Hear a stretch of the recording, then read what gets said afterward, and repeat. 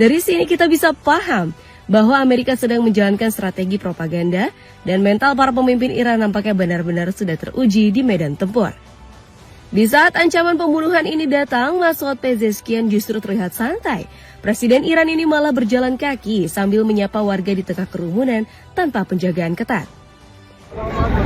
Presiden Iran Masoud Pezeshkian turun ke jalan menemui warganya saat menghadiri aksi Hari Quds, peringatan tahunan untuk menyatakan solidaritas terhadap Palestina. Presiden berjalan santai sambil menyapa pejalan kaki yang seolah tak percaya seorang presiden berada di tengah kerumunan, bahkan di tengah kondisi perang tanpa penjagaan ketat. Warga berkumpul di pusat kota Tehran sambil mengibarkan bendera Iran dan membawa foto mendiang pemimpin tertinggi Iran, Ayatollah Ali Khamenei, dan penggantinya, Mujtaba Khamenei. Mereka mengutuk serangan yang dilakukan Amerika Serikat dan Israel, serta menyatakan dukungannya pada angkatan bersenjata Iran.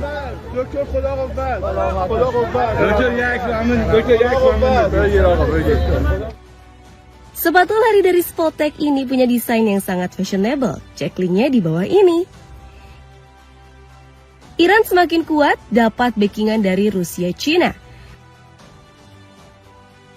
Dengan sayembara yang diadakan Amerika, akankah Iran akan menyerah? Mungkin akan sulit negeri para mullah mengibarkan bendera putih karena bala bantuan mulai berdatangan. Bersumber dari CNN Indonesia, Rusia Cina dikabarkan akan terjun langsung dalam perang kali ini. Bukan untuk melawan Israel Amerika, tetapi membantu Iran yang sedang dalam posisi terdesak. Sebab negeri para mullah sendiri harus berhadapan perang melawan dua negara sekaligus. Kalau kita ibaratkan Amerika Israel seperti sosok jahat yang menindas dan merampas hak orang, Vladimir Putin meminta Kremlin untuk mengirim bantuan berupa obat-obatan. Rusia sendiri disebut sudah mengirimkan sekitar 13 ton obat-obatan ke Teheran. Divisi penerbangan kementerian mengatur pengiriman obat-obatan ke Azerbaijan untuk diteruskan kepada perwakilan resmi pemerintah Iran. Tulis Kremlin dikutip dari Anadolu Agency. Gak hanya mengirim bantuan berupa logistik, Rusia juga menyokong pertahanan Teheran. Negeri beruang memberikan data rahasia mengenai koordinat presisi kapal perang dan armada udara Amerika Serikat. Jadi, kalau di poin sebelumnya membahas soal kerusakan kapal dan pesawat, bisa jadi ada andil Rusia. Informasi inilah yang menjadi kunci bagi Teheran untuk bisa mengalahkan musuhnya. Keunggulan Rusia dalam teknologi luar angkasa memang sudah gak bisa diragukan lagi.